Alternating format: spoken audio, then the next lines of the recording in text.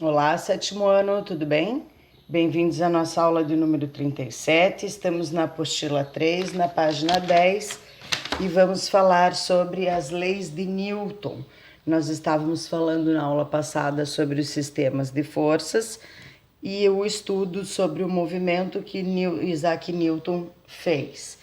Então, o Isaac Newton, ele escreveu 3 principais leis a respeito do movimento. A primeira lei de Newton, esse aqui é o Isaac Newton, tá? O cara da maçã.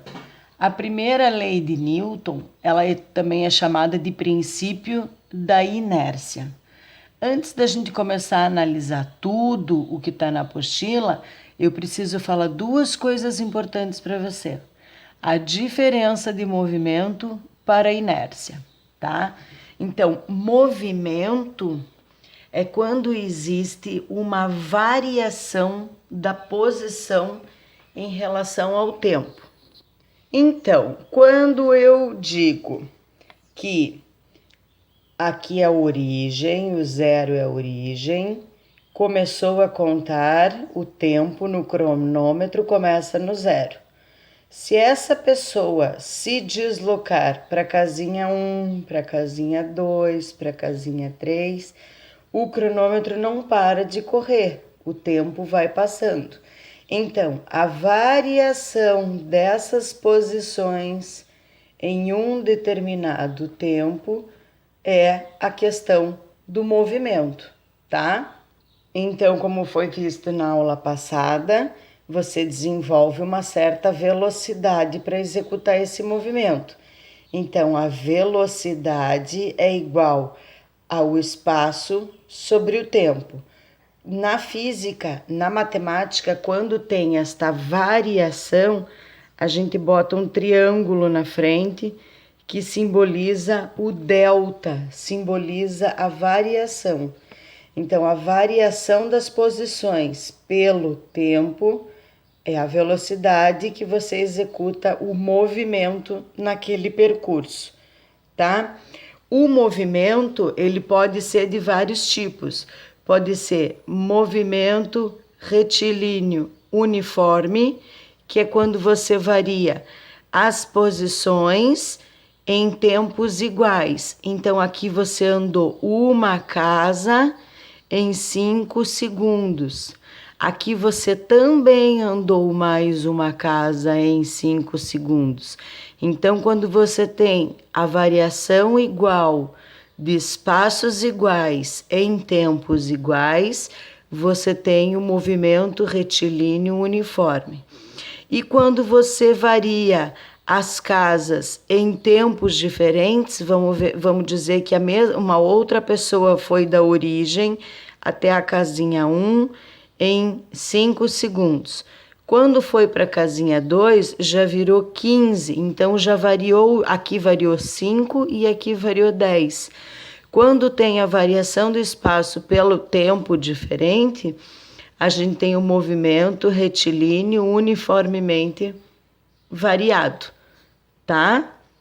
Então, e a gente ainda tem o movimento curvilíneo, que depois a gente vai ver o movimento curvilíneo, que é a aceleração centrífuga ou centrípeta, que é aquela que faz a centrifugação da roupa da mãe na máquina de lavar roupa, tá? É a mesma dos planetas, depois a gente vê isso. O importante agora é aqui, saber que o movimento ele pode ser retilíneo ou movimento retilíneo uniformemente variado. A primeira lei de Newton, ela fala só do movimento retilíneo uniforme. Então, como que acontece o movimento retilíneo uniforme? Se você, aqui você pode ver que tem esta árvore e esta árvore. Aqui, ó, já passou a casinha, tá? Aqui, ó, já passou da árvore para outra árvore. Então, o que a gente precisa sempre ver quando fala em questão de movimento é o que você está usando de referencial. Então, para Isaac Newton, a primeira coisa que você tem que fazer é adotar um referencial. para depois poder estudar o movimento. Então, neste caso aqui, esta pessoa, ela está parada ou ela está em movimento? Depende do referencial. Se eu usar a árvore como referencial, a pessoa está em movimento, porque está tendo uma variação de posição em relação à árvore. Agora, se eu adotar o ônibus como referencial, esta pessoa não está em movimento. Essa pessoa está em inércia. O que é inércia? Inércia é você ficar parado até que uma força maior haja sobre ele, também conhecida como equilíbrio. Tá? Então, por exemplo, se eu pegar este lápis e puser este lápis em pé aqui, opa, não deu para ver porque o lápis tá... Dá para ver aí? Se eu puser este lápis em pé aqui na minha mesa, ele não está parado, ele está em inércia. O que isso significa? Que a força que a mesa está fazendo em cima do lápis é a mesma força que o lápis está fazendo em cima da mesa. Então, mantém-se parado porque as forças se anulam, tá? É como se fosse esse aqui, só que com as setas assim, ó. A seta assim e a seta assim. Então, eu tenho a mesa, aí eu tenho o lápis, e a mesa empurra o lápis para cá, assim como o lápis empurra a mesa para cá. E ele se mantém em equilíbrio. O sistema que está em equilíbrio a gente diz que é inércia. Se uma força maior for aplicada no sistema, vou balançar a mesa. Ó, o que acontece com o lápis quando eu balanço a mesa? O que acontece quando eu estava fazendo até agora? Ó lá, ó. O que acontece? Se eu mexer na mesa, a ação reflete no objeto. Então, eles estão ligados. Se eu aplicar uma força aqui, eu produzo um movimento. Por quê? Porque inércia, ela está relacionada com a questão do volume do corpo. Quanto maior a massa do objeto, maior é a inércia. Essa é a resposta de prova. Maior é a inércia, ou seja, é difícil mudar. É mais fácil você empurrar uma bolinha assim ou uma bola assim. É mais fácil empurrar essa bolinha, porque essa aqui, a massa dela é maior, então a força com que o planeta Terra atrai ela é bem maior, daí é mais fácil movimentar, tá? Então, segundo Isaac Newton, este lápis aqui em cima da mesa em equilíbrio é a primeira lei de Newton, que diz o seguinte: todo corpo tende a permanecer em repouso. Esse tem a bunda arredondada, não fica. Todo corpo tende a permanecer em repouso até que uma força maior seja aplicada sobre ele. Então, é mais fácil eu derrubar esse lápis ou esse lápis? Esse lápis aqui, porque ele estava com um menor equilíbrio, né? Então, a primeira lei de Newton é pelo movimento retilíneo uniforme ou inércia, que diz o seguinte: todo corpo tende a permanecer em repouso ou em movimento retilíneo uniforme, a não ser que uma força maior haja sobre ele, tá? Todo o corpo continua em estado de repouso, em movimento retilíneo uniforme, a menos que... Então, é isso que acontece no espaço sideral, quando você, por exemplo, solta no espaço uma bolinha. Se você pegar a bolinha e soltar no espaço, a bolinha fica parada. Agora, se você arremessar a bolinha no espaço, ela vai permanecer em movimento retilíneo uniforme infinitamente, tá? Agora, observando aqui o texto da apostila. Olha essa imagem aqui. Então, na primeira situação, a gente vê um ônibus parado em repouso. Não existe parado na ciência. Na ciência, os objetos ficam em repouso. Aqui, a apostila usou a referência parado em relação ao planeta Terra, porque o planeta Terra está se movimentando, a gente que está parado. Quando o ônibus inicia o movimento, quando ele acelera bruscamente, quando o pai acelera o carro, joga o nosso corpo para trás, porque ele começou um movimento vetorial com direção e sentido. Por isso que a velocidade é vetorial.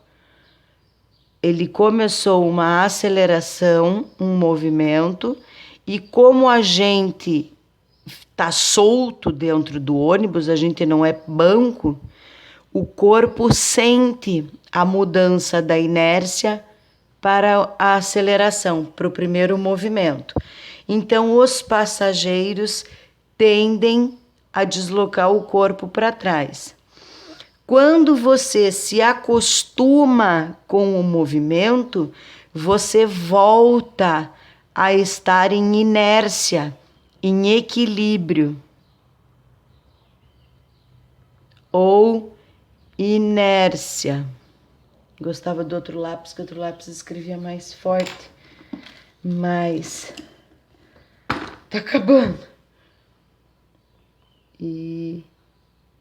Inércia, um é HB e o outro é 2B.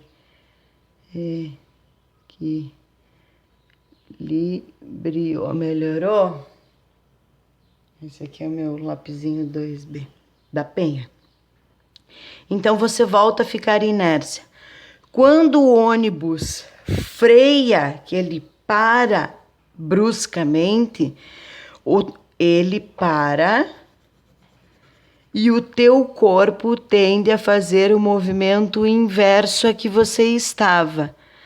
Aqui você foi para trás, enquanto o ônibus foi para frente.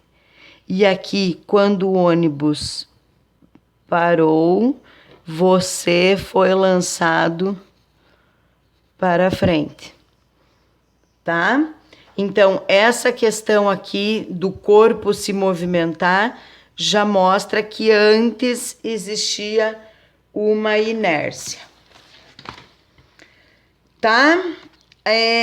Aqui seria aquela aula prática que a professora Carla faz com vocês na sala de aula, de colocar uma toalha. O que a professora fazia? A professora ia lá na Rosa, na merendeira, pegava a mesa do professor, que é reta, aquela mesa de prof da sala de aula, colocava uma toalha razoavelmente curta na mesa para vocês não destruírem a sala toda. Colocava uma toalha razoavelmente curta na mesa. Eu pegava um prato de plástico e um copo de plástico para não perder as louças da escola. Colocava sobre a mesa, fazia vocês segurarem na ponta da toalha e puxarem a toalha bem rápido para criar essa inércia entre os objetos, manter esse objeto parado e a toalha em movimento. Faz em casa com a mãe, com o pai, desafia a família nesse feriado, faz uma brincadeira diferente depois do almoço, monta aí uma mesinha, um pedaço só da mesa comprida, não precisa ser a mesa inteira, bota aí um prato de plástico, mas não pode ser descartável, que o descartável é muito leve. Tem que ser prato infantil, tá? Toda casa tem, ou aquelas de servir. Ou vocês pegam um prato infantil, ou vocês pegam aquelas travessas de servir comida, que ela também serve. Só cuidado que como essa aqui ela é mais grossa e fosca, ela quebra, tá? Mas bota lá um copo, um prato e depois conta pra mim como foi a sua atividade prática.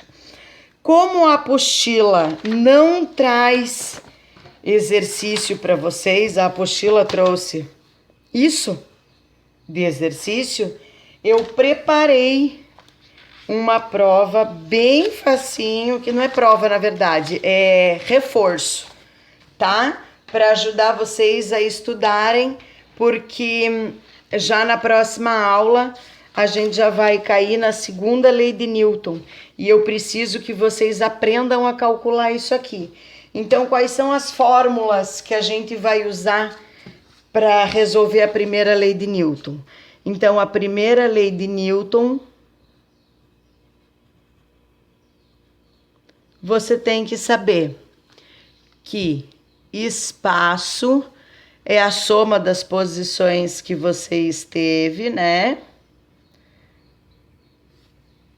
Você sai do teu quarto, passa no banheiro, vai na cozinha, vai lá fora, vai na sacada, vai na varanda. Então, o teu deslocamento é a soma das posições que você esteve. O tempo é a questão do cronômetro. Por que tem que se lembrar sempre do cronômetro? Porque o cronômetro começa em 0. A gente não começa a contar 0. A gente começa a contar no 1, mas a gente subentende o 0. Para ciência, eu preciso que vocês saibam disso. Velocidade é a variação do espaço sobre a variação do tempo.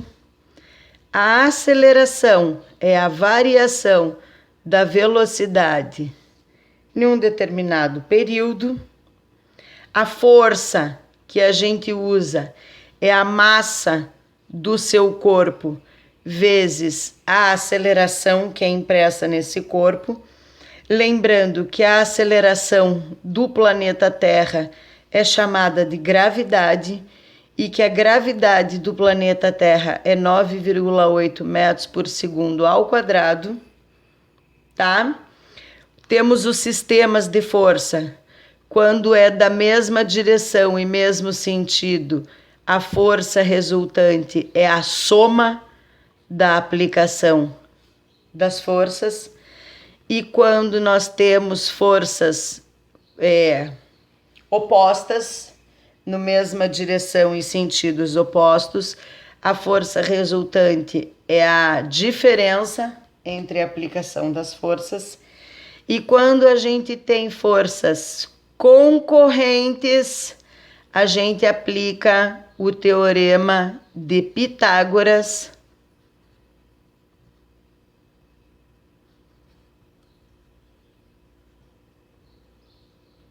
para resolver o sistema de força. O que diz o teorema de Pitágoras? Que num triângulo retângulo, tem que ter a presença do ângulo reto, o quadrado da hipotenusa é igual à soma do quadrado dos catetos, tá? Deixa eu ver se é isso mesmo, só um pouquinho. É isso aí. Só lembrando que quando a gente estiver falando, por enquanto, de forças, a gente tem que falar sempre em módulo. tá? A gente tem que sempre falar em módulo, não pode ter sinal, porque ela vem acompanhada de direção e sentido. Então, ou é à direita, ou é à esquerda, ou é para cima, ou é para baixo. Tá bom? Então, daqui a pouco eu já solto na comunidade o exercício de reforço. Um beijo, fiquem com Deus e até a próxima aula.